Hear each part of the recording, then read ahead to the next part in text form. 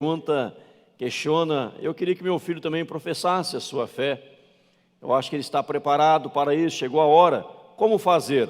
Desejando, havendo esse desejo, essa intenção, basta falar com um dos pastores que será orientado sobre o procedimento e o preparo devido para que teu filho também possa professar a fé no Senhor Jesus Cristo, ou você mesmo, caso ainda não tenha professado a sua fé, caso ainda não tenha se tornado membro da igreja, quer se tornar, basta falar com um dos pastores, pastor Luiz, pastor Leonardo, pastor Alexandre, eu ou qualquer um dos presbíteros também da igreja.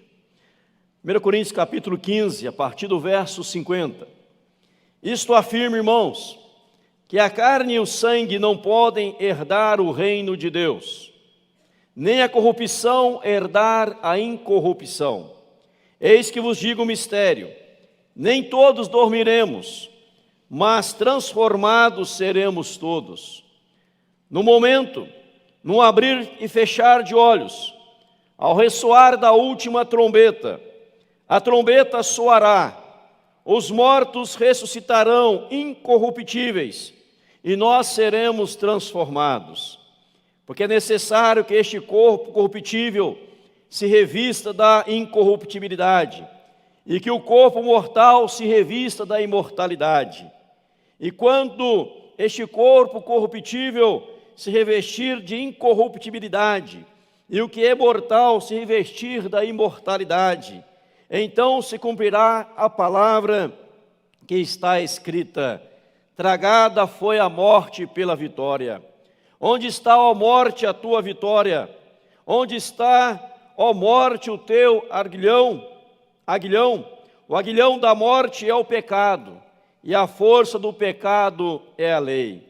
Graças a Deus que nos dá a vitória por intermédio de nosso Senhor Jesus Cristo.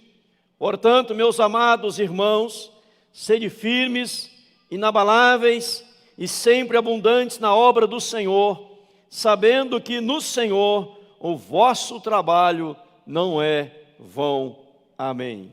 Abra ainda em 1 Tessalonicenses capítulo 4. Paulo trabalha a mesma temática. 1 Tessalonicenses capítulo 4, a partir do verso 14. 1 Tessalonicenses 4, verso 14. Pois se cremos que Jesus morreu, ressuscitou, assim também Deus, mediante Jesus, trará em sua companhia os que dormem. Ora, ainda vos declaramos por palavra do Senhor isto: nós, os vivos, os que ficarmos, até a vinda do Senhor, de modo algum precederemos os que dormem, porquanto o Senhor mesmo, dada a sua palavra de ordem, ouvida a voz do arcanjo, ressoada a trombeta de Deus, descerá dos céus e os mortos em Cristo ressuscitarão primeiro. Depois nós, os vivos, os que ficarmos, seremos arrebatados juntamente com eles entre nuvens, para o encontro do Senhor nos ares, e assim estaremos para sempre com o Senhor. Amém.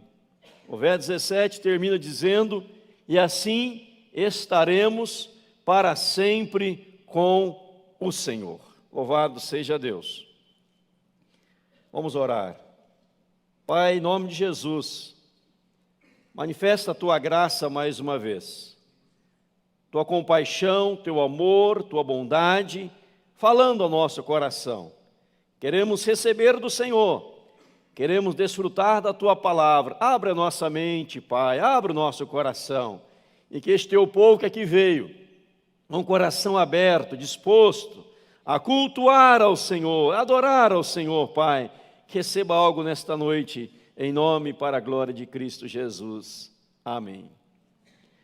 A palavra do Senhor nos conta que certa feita, quando o Senhor Jesus Cristo exercia o seu ministério terreno, pregando, ensinando, curando, fazendo grandes coisas como instrumento poderoso nas mãos do Senhor, algumas pessoas compareceram diante de Jesus, indagando e questionando sobre uma problemática que estavam enfrentando no dia a dia. E a problemática era girava em torno de herança. A herança que tinha que ser compartilhada, a herança que tinha que ser dividida. Pedindo a Jesus, Jesus, obrigue, ordene, mande, oriente, que fulano reparta comigo a herança que me é cabível, que me compete, que faz parte do meu direito. Jesus Cristo, olhando para aquela situação, Jesus Cristo, diante daquele quadro que estava diante dele, dos seus olhos, aquela cena, ele começa a contar uma história. E a história que Jesus começa a contar era exatamente esta. O campo de um homem rico produziu em abundância. O campo de um homem produziu com muita fartura. E a produtividade daquele ano, daquele campo, foi algo exponencial, extraordinário. E aquele homem dizia consigo mesmo: olha os meus campos, como produziram. Eu não estou nem preparado para tanta produtividade. Já sei o que eu hei de fazer.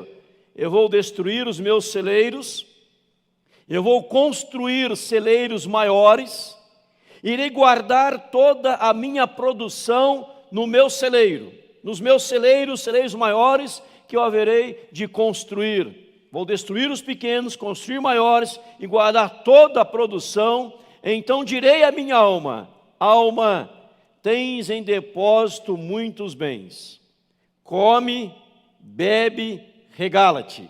Alma, tens em depósito muitos bens. Come, bebe, regala-te, viva a vida, desfrutando de toda a sua produtividade, toda a renda que gerou o seu trabalho. Jesus Cristo, diante desse quadro, dessa história, ele chega a dizer ainda que a vida de um homem não consiste na abundância de bens que ele tem.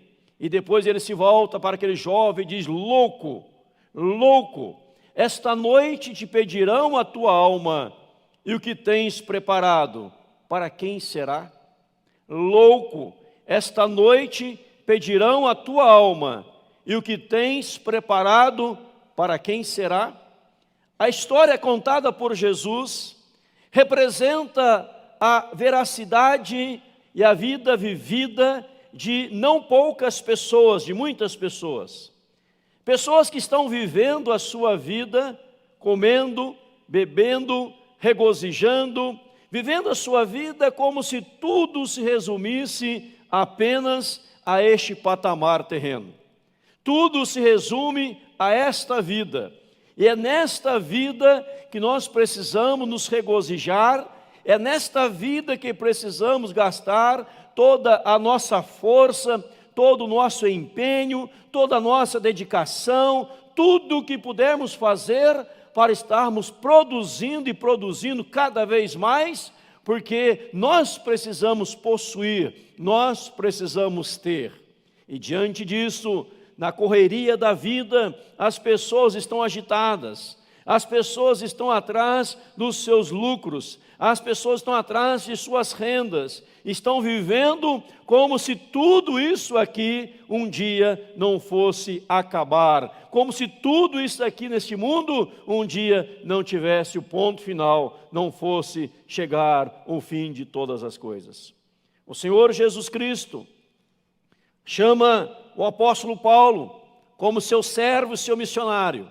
E Paulo começa a escrever uma carta à igreja de Corinto. E no capítulo 15, principalmente, ele fala sobre a ressurreição de Cristo. O poder da ressurreição, todo o capítulo.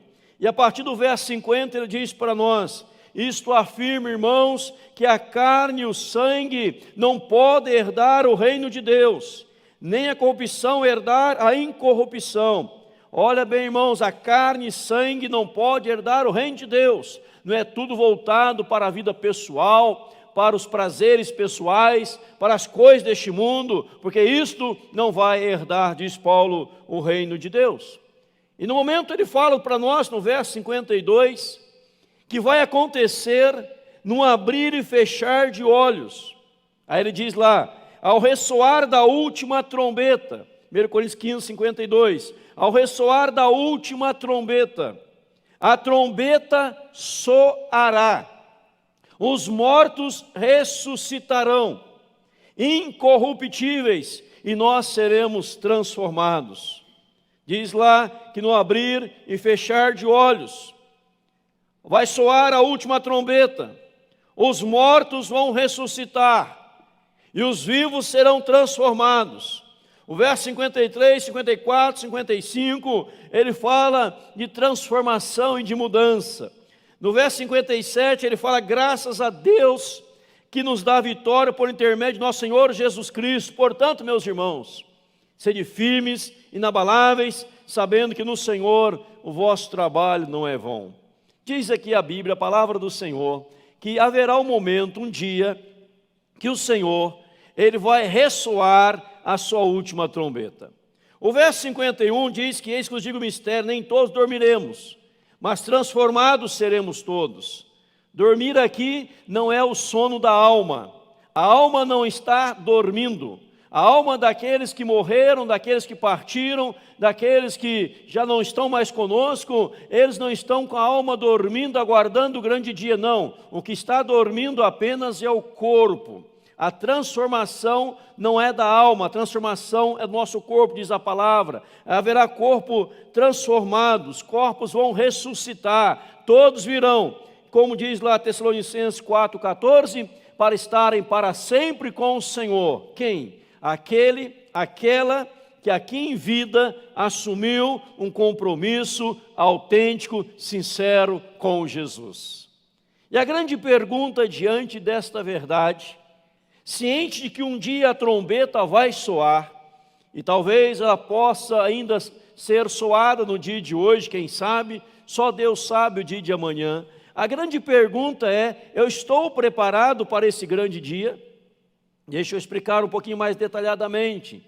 A Bíblia diz nestes textos que nós lemos, que todos aqueles que morreram,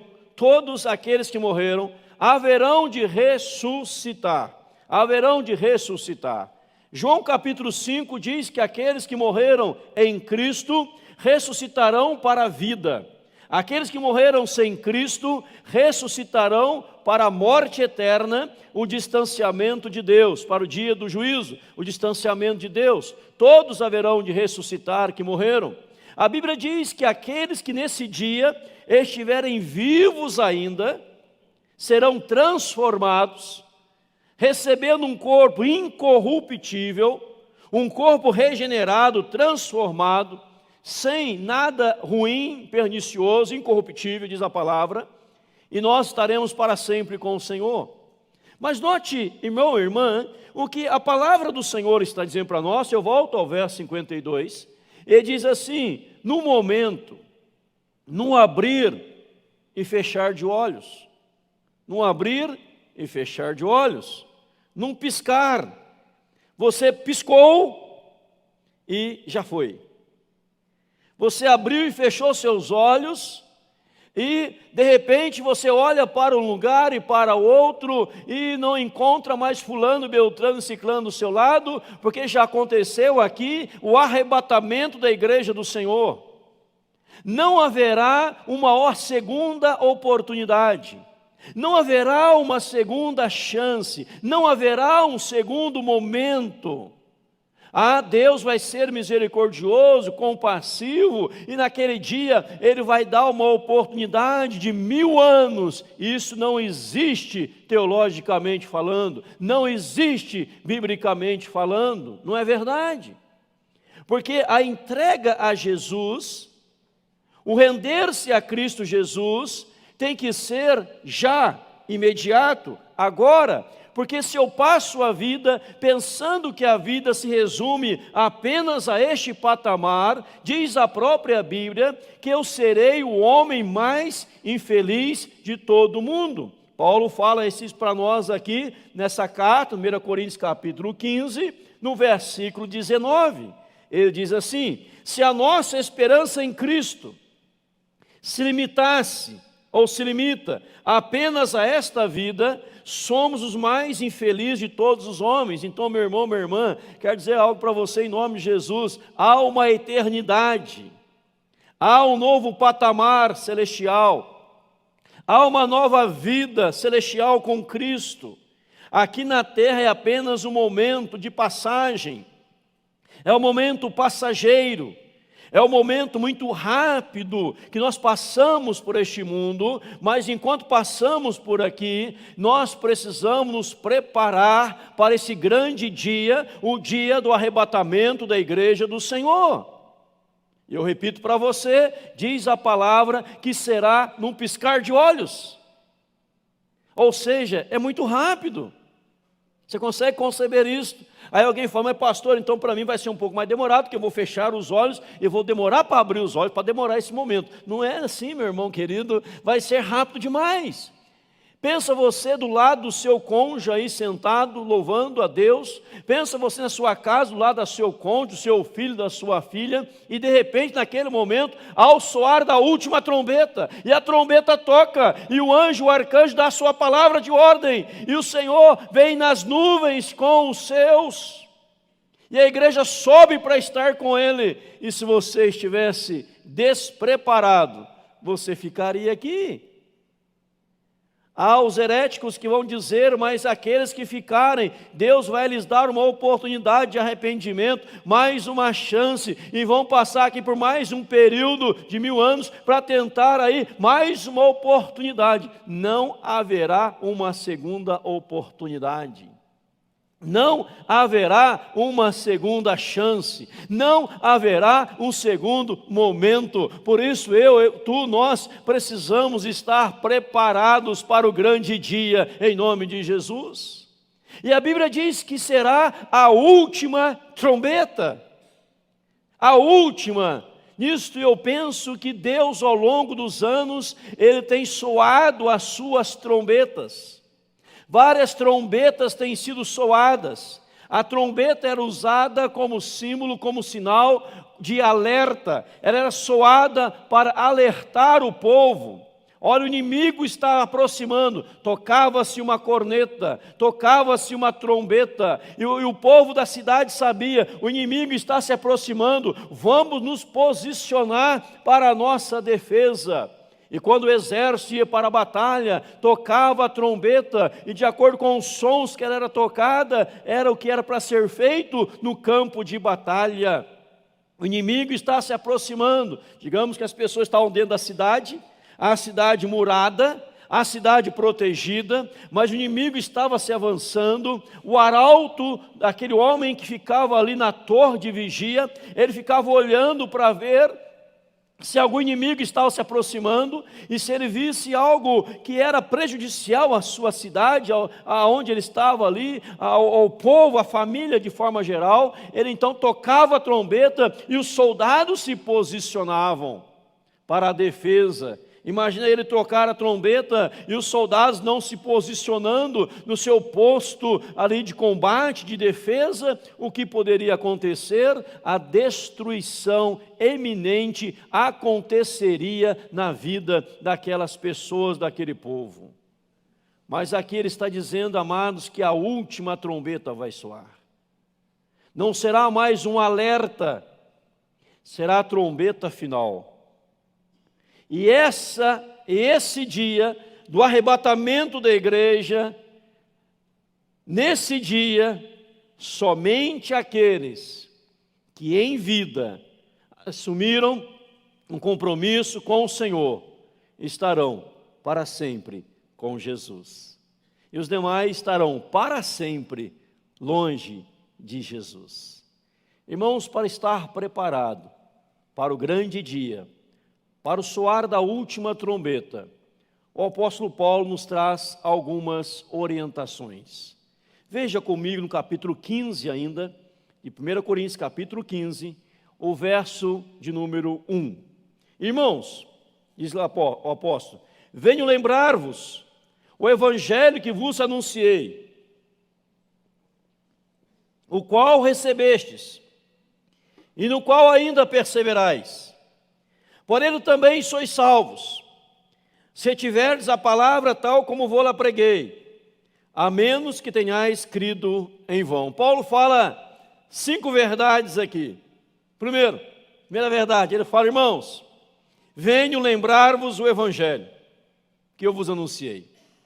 Para que eu esteja preparado para esse grande dia, é preciso fazer lembrado o Evangelho de Jesus. Porque é por meio do Evangelho de Jesus que nós nos alertamos. É por meio do Evangelho de Jesus que nós nos preparamos. É por meio da pregação do Evangelho que a nossa vida é transformada por Deus. Nós falamos quarta-feira aqui rapidamente o que é o Evangelho, baseado em Romanos capítulo 1.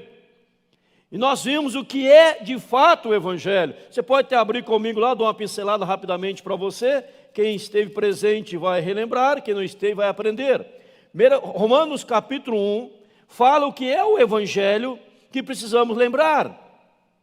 Paulo, servo de Jesus Cristo, chamado para ser apóstolo, separado para o Evangelho de Deus, o qual foi por Deus outrora prometido, por intermédio dos seus profetas das Sagradas Escrituras, com respeito a seu filho, o qual, segundo a carne, veio da descendência de Davi, foi designado Filho de Deus, com poder, segundo o Espírito da Santidade, pela ressurreição dos mortos, a saber, Jesus Cristo, nosso Senhor, por intermédio de quem viemos a receber graça e apostolado, por meio de seu nome, para obediência por fé, entre todos os gentios, de cujo número sois também vós, chamados para ser de santos, ser de Jesus, para a todos amados de Deus, que estáis em Roma, chamados para ser de santos, graça a vós outros e paz da parte de Deus nosso Pai e do Senhor Jesus Cristo. O que é o Evangelho? O Evangelho, ele possui um pregador. Este pregador, conforme o verso 1, é alguém que é chamado, separado e é servo de Cristo. O Evangelho ele é anunciado por meio de alguém que se coloca como servo de Jesus. Servo aqui no texto é a mesma ideia de escravo. Eu sou um escravo de Jesus. Eu não prego a minha vontade, o meu querer, eu prego a vontade de Jesus. O Evangelho, ele tem a sua fonte na pessoa de Deus. Verso 1 fala para o Evangelho de Deus. Então o Evangelho não é uma invenção humana. Eu não sou o autor do Evangelho. Eu não sou o escritor do Evangelho. Eu não sou o inventor do Evangelho. O Evangelho tem a sua fonte na pessoa de Deus. Ele originalizou em Deus. Diz ainda o versículo 2 para nós de Romanos, o qual foi por Deus outrora prometido, por intermédio dos seus profetas, nas Sagradas Escrituras. O Evangelho tem a sua antiguidade. É uma promessa de Deus, que veio por intermédio dos profetas, segundo as Sagradas Escrituras. O Evangelho tem a sua fonte em Deus, é a promessa de Deus que veio por meio dos seus profetas. Ele é algo bíblico, ele é algo cristalino, porque diz aqui nas Escrituras. O Evangelho vem da Escritura, da palavra de Deus, do ensinamento de Deus. Aqui fala ainda da essência do Evangelho. Qual é a essência do Evangelho? Diz o verso 3, com respeito a seu filho. A essência do Evangelho é a pregação de Jesus Cristo, é a mensagem de Jesus da salvação em Cristo. O Evangelho que não tem sangue, que não tem Cristo, não é Evangelho. O Evangelho da prosperidade, da cura, não é Evangelho. O Evangelho é o Evangelho cuja essência é a pregação da salvação em Cristo Jesus. A abrangência do Evangelho, diz aqui a palavra de Deus, no verso 5, na parte final, entre todos os gentios. A abrangência do Evangelho é para todo mundo. O Evangelho é pregado. Nós lemos Apocalipse capítulo 4, nós lemos Apocalipse capítulo 5, verso 9, que fala pessoas de todas as línguas, povos e nações diante de Deus, adorando ao Senhor, porque a abrangência do Evangelho é para todos. E a finalidade do Evangelho, diz aqui, verso 5, por intermédio de quem viemos a receber graça e apostolado por amor do seu nome. A finalidade do Evangelho é a ministração da graça de Deus sobre a vida da pessoa. Então, amados, aquele e aquela que está preparado para o dia, ao soar da última trombeta, diz Paulo que ele precisa fazer lembrar do Evangelho. ele precisa lembrar do Evangelho constantemente, ele precisa se debruçar diante do Evangelho. Ele não pode, como diz aqui a palavra, não me envergonhe do Evangelho. Ele não pode se envergonhar do Evangelho, porque o Evangelho é o poder de Deus. Ele precisa, dia após dia, estar ali com a sua mente, com o seu coração, lembrado do Evangelho. Venho lembrar-vos o Evangelho que eu vos anunciei. Então Paulo está dizendo em outras palavras, irmão, irmã, para você estar preparado para esse grande dia, não esqueça do Evangelho de Jesus. Porque é o Evangelho que transforma, é o Evangelho que causa mudança. Nós falamos aqui na quarta sobre duas experiências de dois homens que foram tremendamente impactados pelo Evangelho. Nós falamos de Agostinho, era um homem de vida imoral, era um homem de vida sexual imoral, era um homem de badernas, tudo que não prestava era a vida de Agostinho. Mas ele tinha uma mãe chamada Mônica, e Mônica orava por Agostinho. Ela clamava a Deus por Agostinho: Deus, converta o meu filho. Deus, que o Evangelho penetre no coração do meu filho. Senhor, não permita que meu filho viva a vida como ele está vivendo, porque se ele morrer desse jeito, ele não vai para o céu. Então Deus, que ele seja alcançado pelo Evangelho.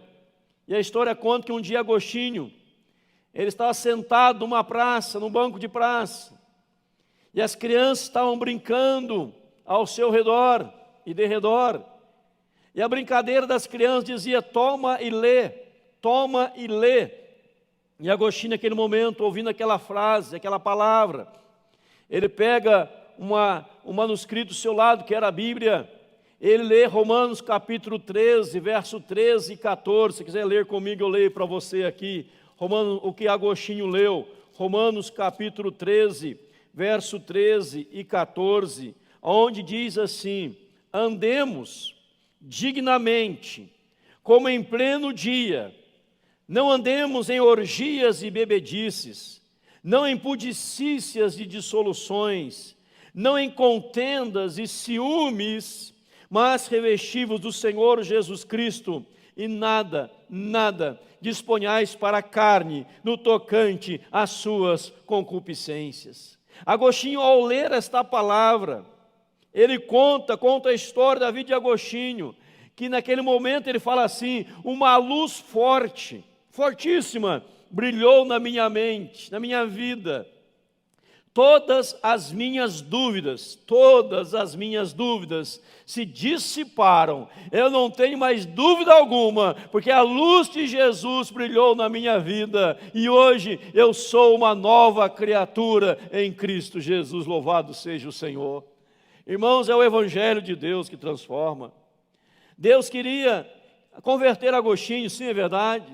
A mãe de Agostinho não se cansa, ela ora: Senhor, converta meu filho a ti, Senhor, porque se ele viver ali, continuar vivendo, como diz Romanos capítulo 13, nós lemos aqui, se ele continuar vivendo em pudicícia, se ele começar vivendo em ciúmes, em orgias, em bebedice, Senhor, Deus, se ele continuar andando indignamente, ele não vai para o céu. Então converta, Senhor.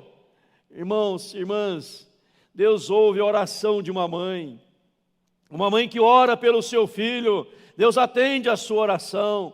Susana Wesley orava pelos seus filhos, e Deus transformou John Wesley, Carlos Wesley, em grandes pregadores, avivalistas, séculos passados, porque a mãe orava por eles conheceram o Evangelho de Deus. Se você quer estar preparado para o grande dia, o soar da última trombeta, o arrebatamento da igreja, meu irmão, minha irmã, você precisa lembrar do Evangelho. Você precisa se apegar ao Evangelho, você precisa memorizar o Evangelho de Jesus, como Agostinho fez aqui, e a sua vida foi transformada.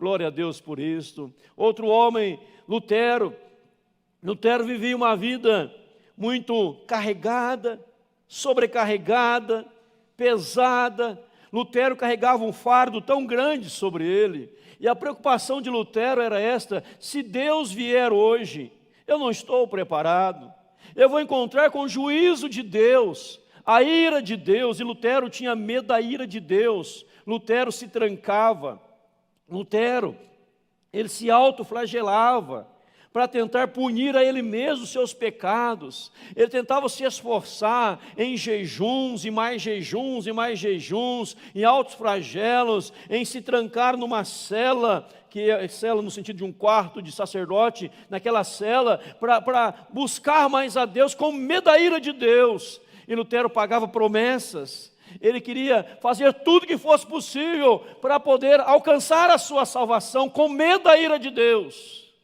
Mas um dia, Lutero, ele leu Romanos 1,17, que diz assim: o justo viverá por fé. E naquele momento, Lutero, ele entendeu que todos os seus esforços eram inúteis. Todo o seu alto flagelo era inútil, não tinha valor algum, porque o justo vive pela sua fé, a fé no sangue de Jesus, que lhe purificou de todos os pecados. E ali Lutero teve a sua conversão. E Lutero começou a se apegar à palavra de Deus. E veja, meu irmão, minha irmã, algo interessante na vida de Lutero. Lutero já era teólogo. Lutero era professor de Bíblia, teólogo. Lutero ensinava a Bíblia. E ele começou a ensinar o livro de Romanos. E ao ensinar o livro de Romanos, ele teve a sua experiência de conversão com Deus, em nome de Jesus. E Lutero, ele vem lembrar o Evangelho. O Evangelho, nas 95 teses, na Catedral de Wittenberg, quando ele pregou ali na Reforma Protestante, para dizer: nós precisamos voltar para o Evangelho de Jesus. Nós somos o Evangelho, é a graça de Deus, é o poder de Deus. E o Evangelho, amados, ele nos faz coisas maravilhosas. Romanos 1, por exemplo, vai dizer para nós, no verso 6 e verso 7, ele declara quem nós somos chamados, verso 6 de Romanos 1, 6, chamado para ser de Jesus Cristo. O Evangelho nos chama para sermos de Jesus. O Evangelho, verso 7, nos chama de amados de Deus. O Evangelho, segundo o verso 7, nos chama para sermos santos. O Evangelho, segundo o verso 7, que fala que a graça de Deus se manifestou sobre nós. É o Evangelho de Deus. E quando você está lembrando do Evangelho, você se purifica. Você sente o amor de Deus. Você sente o chamado de Deus. E você fala: eu sou propriedade exclusiva de Jesus. Pois o Evangelho, a Boa Nova, é o Evangelho de Deus sobre Cristo, segundo as Escrituras, para as nações, para a obediência pela fé, por meio do nome de Jesus. Este é o Evangelho de Deus. Paulo fala em 1 Coríntios capítulo 15, eu volto a ele, verso 1, venho lembrar-vos o Evangelho que vos anunciei. Eu vim lembrar vocês.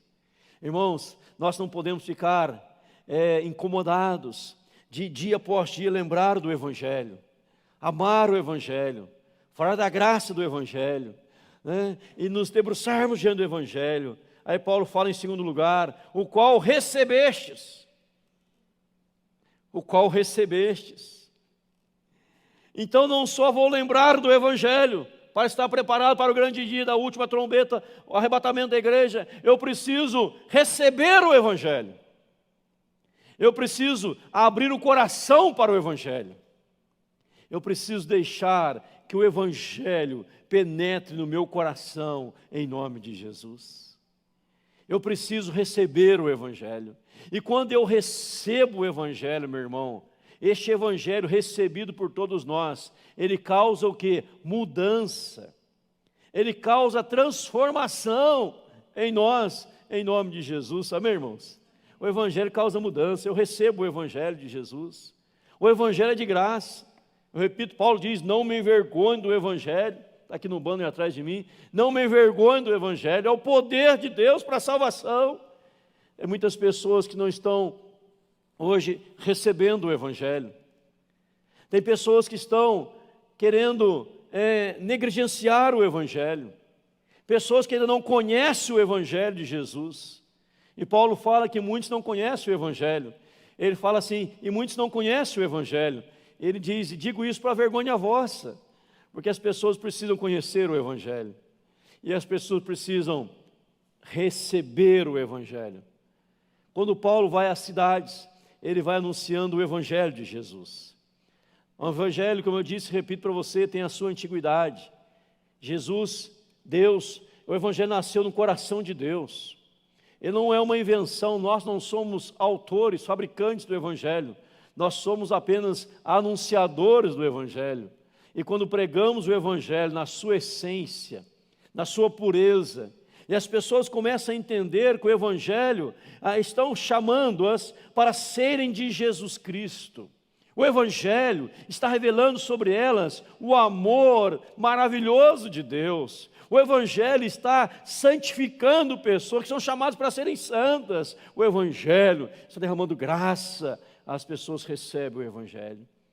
Paulo fala em terceiro lugar no verso 15, capítulo 15, verso 1, o qual recebeste, no qual ainda perseverais. É preciso perseverar no Evangelho.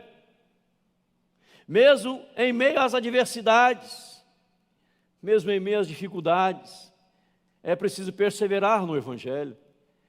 Paulo, quando escreve aos Gálatas, o irmão e a irmã conhece o texto, capítulo 1, ele fala que os Gálatas estavam passando para um outro Evangelho, que não era o Evangelho de Deus. Agora os Gálatas estavam colocando coisas que não pertenciam ao Evangelho, como dizendo que tinham que agora circuncidar, outras coisas dessa natureza, pregando um outro Evangelho. E Paulo fala aqui que nós devemos perseverar no Evangelho. Paulo fala aos Gálatas, se ele ou um anjo descesse do céu, pregasse um outro Evangelho, esse anjo seria o quê? Anátema, quer dizer o quê? Maldito. Anátema quer dizer maldito. Agora, irmãos, raciocinem comigo, por favor. Acompanhe o raciocínio. Digamos que nós estamos aqui no culto, na central, celebrando ao Senhor, ouvindo a mensagem do Evangelho. Necessidade de estarmos preparados para o grande dia do soar da última trombeta, onde os mortos ressuscitarão, os vivos serão transformados, estaremos para sempre com o Senhor. E digamos que, neste exato momento, nessa multidão que está conosco aqui nessa noite, neste exato momento, descesse por esse telhado da igreja um anjo. Aliás, a imaginação, desceu um anjo, com as suas asas brancas, com as suas asinhas. Anjo lindo, desce aqui agora e fala assim: senhores e senhoras, eu vim do céu agora para dizer para vocês que eu tenho um novo Evangelho, e Deus quem me enviou. A Bíblia, a palavra de Deus, a Bíblia já é um livro caduco, ultrapassado. Este livro não tem mais validade. Eu estou trazendo um novo Evangelho para ensinar os senhores e as senhoras. Por favor, quem quer a salvação, sigam-me. E o anjo sai batendo as suas asinhas para aquela porta. Como ele voa, não precisa ir para o elevador, ele desce voando pela escada. Né? Ele desce voando pela escada. Raciocinem comigo. Será que alguém dos que aqui estão seguiria o anjo, sim ou não? Não ouvi, sim ou não? Sim. E não poucos. Pastor, que ousadia o senhor falar um negócio desse.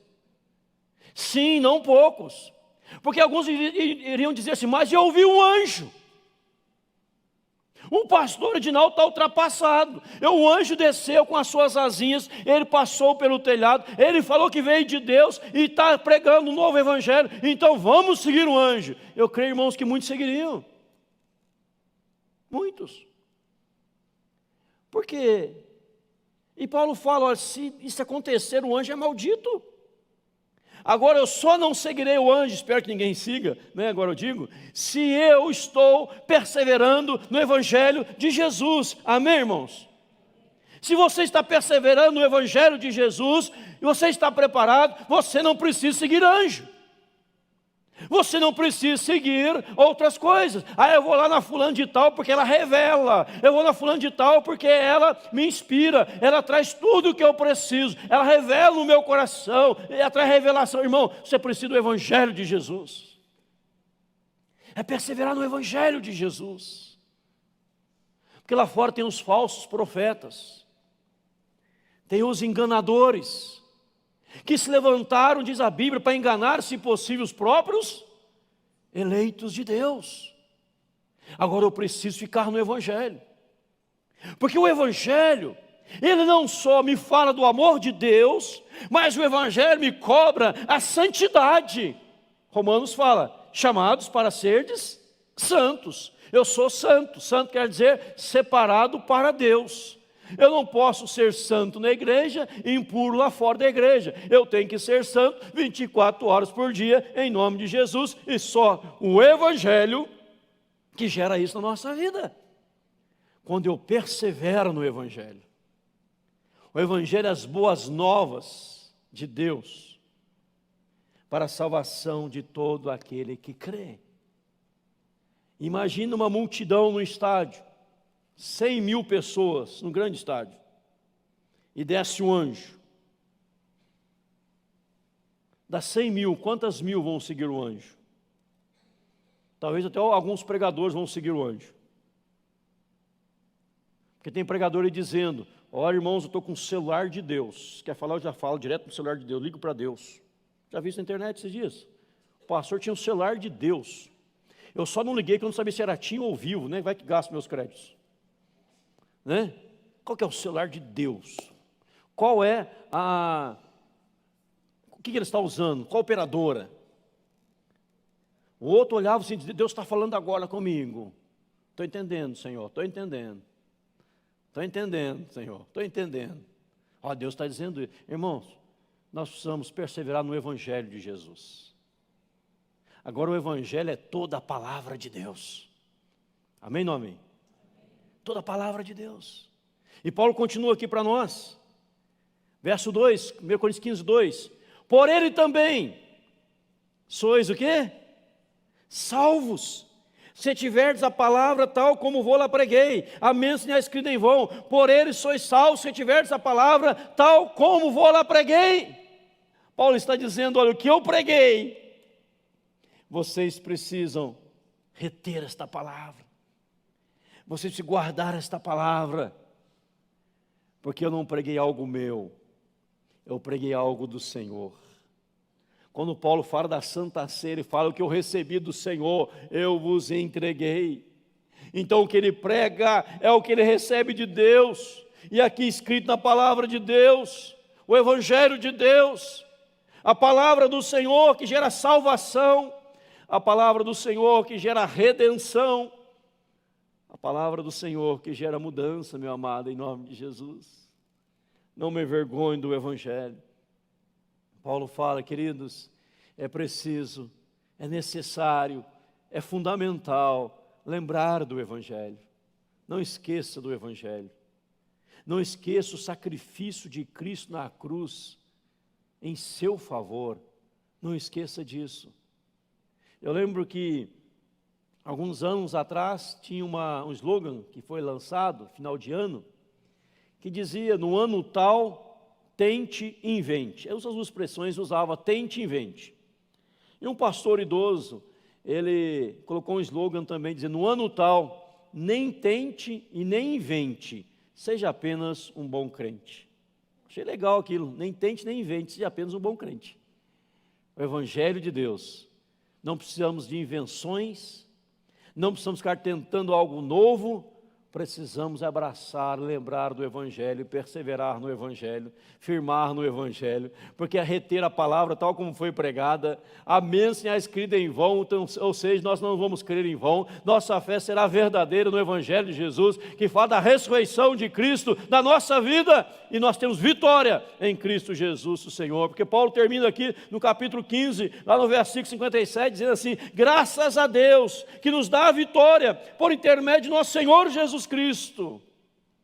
Aquele jovem que estava tomado com a sua produtividade, com a sua riqueza. Ah, direi a minha alma, tens em depósito muitos bens, come e bebe, regala-te. E Jesus diz, louco, esta noite pedirão a tua alma, está em Lucas 12, louco, esta noite pedirão a tua alma. E o que tens preparado para quem será? Meu irmão, minha irmã, não viva a vida como se isto aqui, neste mundo, neste patamar terreno, fosse a única coisa que Deus tem para você. Muito perdem a eternidade com Deus, por viver a vida momentânea, passageira na terra, distante do Senhor nosso Deus. e morrem sem Cristo e perdem a graça da bênção, da salvação, da redenção, da transformação, por não abraçarem o Evangelho de Jesus. Paulo, quando escreve a sua carta aos Romanos, um dos propósitos do apóstolo Paulo era dar detalhes minuciosos sobre o que é de fato o Evangelho de Jesus Cristo. Ao soar da última trombeta, chegará o dia que a trombeta vai soar. Não haverá mais preparo, não haverá mais oportunidade.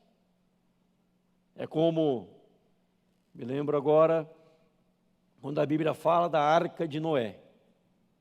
Noé anunciava, Noé preparava a arca, e no dia que começou a chover, Noé entrou na arca com a sua família. Os animais entraram na arca. Deus fechou a porta da arca. Certamente as pessoas correram querendo entrar na arca, mas a porta já estava fechada. Não permita que a porta se feche para você, pois se as trombetas soar hoje, todos que morreram, todos, sem exceção, desde lá de Caim, Abel, todos, de Adão, Eva, todos que morreram, sem exceção, vão ressuscitar.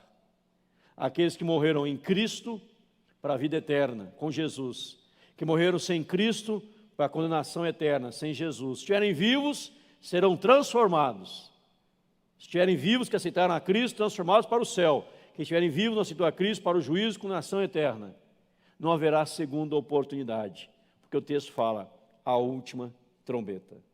Esteja preparado. Para você estar preparado, você precisa lembrar do Evangelho. Lembre do Evangelho. Lembre, diz aqui Paulo, lembra do Evangelho.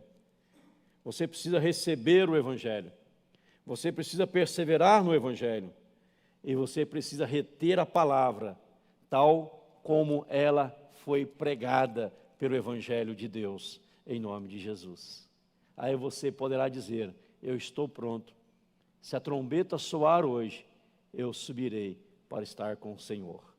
Se a trombeta soar hoje. E não adianta, né, como alguns brincam, né? Naquele dia tirar sarro de alguém, né?